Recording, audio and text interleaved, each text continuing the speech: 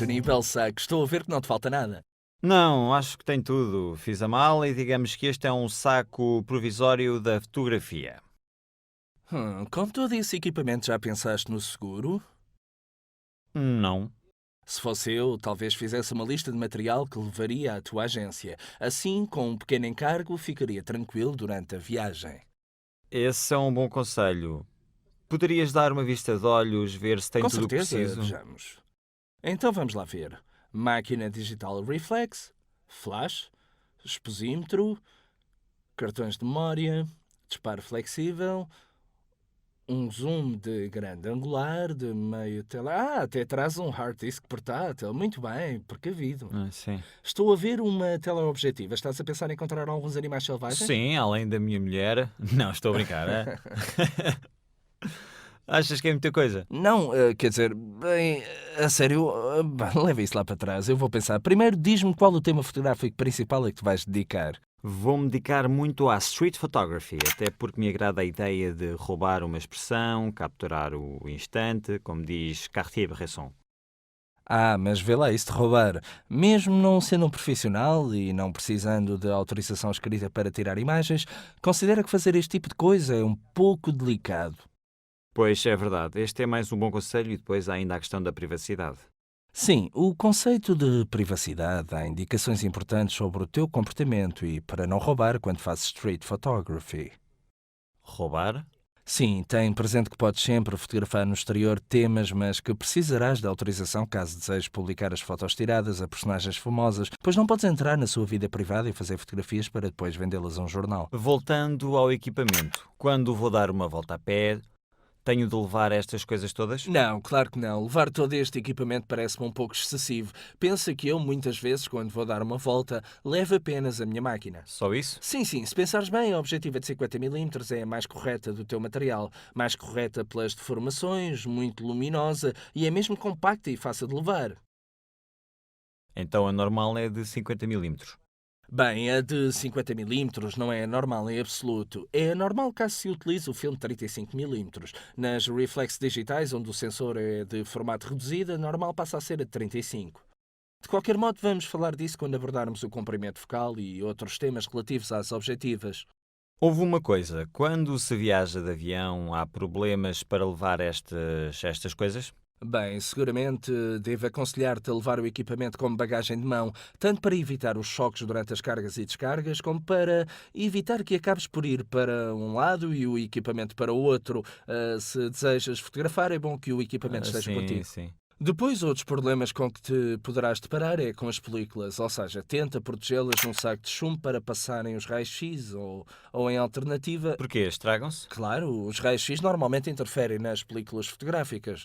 Portanto, ficarias com todas as tuas fotografias veladas quando voltasses para casa. Tenta, como já te disse, das duas uma, ou tentas encontrar um daqueles sacos de chumbo que são feitos de propósito para guardar os filmes, nos controles dos aeroportos, ou então mostras os filmes ao pessoal de segurança e pode ser que os deixem passar fora do alcance das máquinas.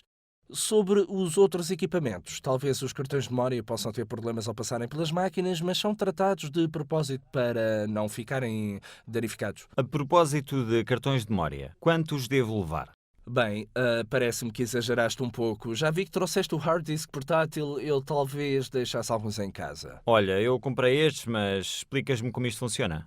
Bem, isto é muito útil porque te permite descarregar as tuas imagens logo que faças uma pausa de tirar fotos.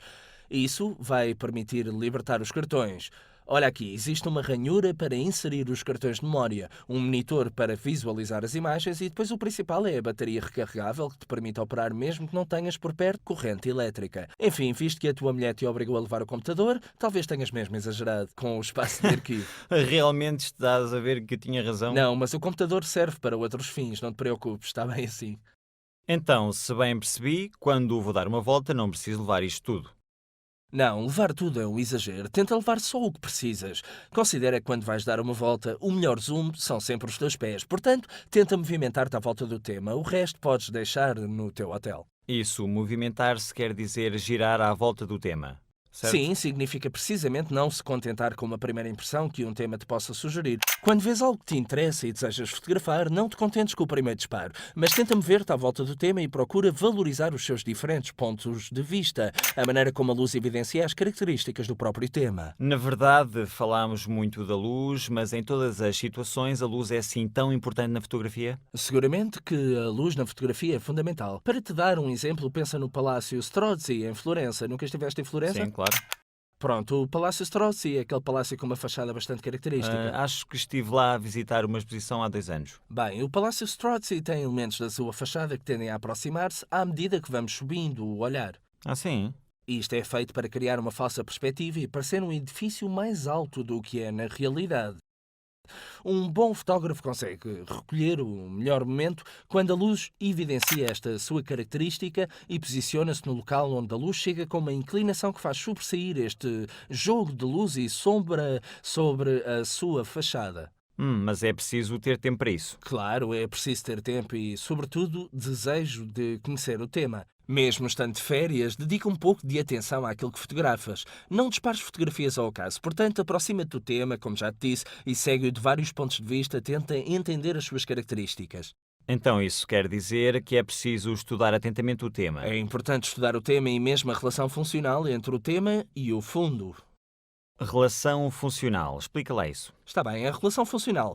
Agir de forma a que tudo aquilo que incluires, se decidires introduzir o fundo a um tema, não seja um elemento de perturbação na tua imagem, ou melhor, deve ser útil à história que a tua imagem pretende contar.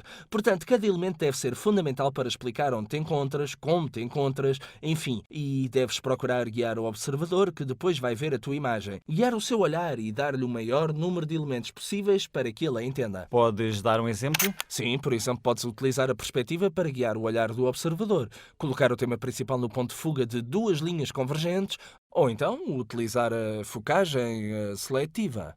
O que é isso? Utilizar uma focagem extremamente precisa sobre o tema principal da tua imagem. Depois abrir ao máximo o diafragma e proceder de forma a eliminar o fundo, desfocando totalmente. Mas isso não deve ser nada fácil. Bem, não é fácil. Enfim, deves habituar-te a ter uma visão fotográfica.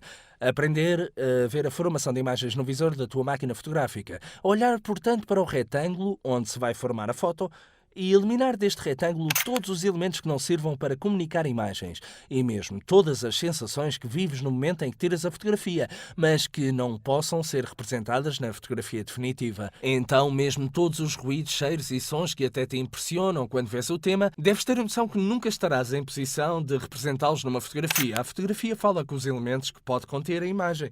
Portanto, deves habituar-te a ter esta visão fotográfica do tema, aprender mesmo a ver precisamente a imagem a formar-se no visor da tua reflex e preencher ao máximo o fotograma com o próprio tema, se necessário aproximando ou usando a tua teleobjetiva.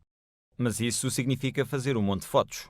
Sim, disparar um monte de fotos, mas sem exagerar, ou melhor, é preciso aprender a ser crítico sempre que se prime o botão de disparo. Quando se usava apenas filme, lembra-te disto, cada simples disparo era ponderado. Quando isto comportava uma despesa financeira em filme e papel fotográfico, e depois para imprimir a foto. Atualmente a tendência talvez seja disparar demasiado e fazer demasiadas imagens e pensar que depois vai escolher a melhor ou se organiza mais tarde no Photoshop. Na realidade, qualquer imagem, se nasce feia, não pode ficar bonita depois com o trabalho de pós-produção. Sim, mas existe alguma maneira para escolher as próprias fotografias? Até porque a mim me agradam todas. Já percebi que a ti todas te agradam, mas só te agradam porque elas estão ligadas às tuas memórias ou emoções pessoais. Deves aprender a ser mais crítico contigo próprio e aprender a selecionar as fotos e a deitá-las fora. Quando voltares para casa com os cartões de memória e o teu hard disk cheio de fotos, deves aprender a selecioná-las escolhendo mesmo os enquadramentos mais certos. Deves ser crítico já até ao momento do disparo. Não disparar as fotos só para ter uma foto a mais, mas mover-te à volta do tema e premir o botão só quando estás verdadeiramente seguro que a foto que estás a fazer pode ser verdadeiramente uma bela foto. Além disso, além do melhoramento técnico, é importante mesmo um melhoramento do ponto de vista estético. Deves aprender a confrontar-te com os outros. Portanto, mostra as tuas fotografias, exibe-as a pessoas entendidas e mesmo não entendidas, apenas para teres um parecer. Aprende de qualquer modo a ler livros de fotografia, visitar exposições. Tudo isto é muito útil para te conduzir a um sentido estético e a uma melhoria das tuas imagens. Além disso, se navegas na internet, terás maneira para ir a sítios para onde os utilizadores inscritos enviam as suas fotografias que são comentadas por outros. Ao princípio será eventualmente um pouco frustrante, porque as tuas fotos serão chumbadas, fotos que tu achavas perfeitas, mas com o tempo vais ver que os parceiros irão melhorar.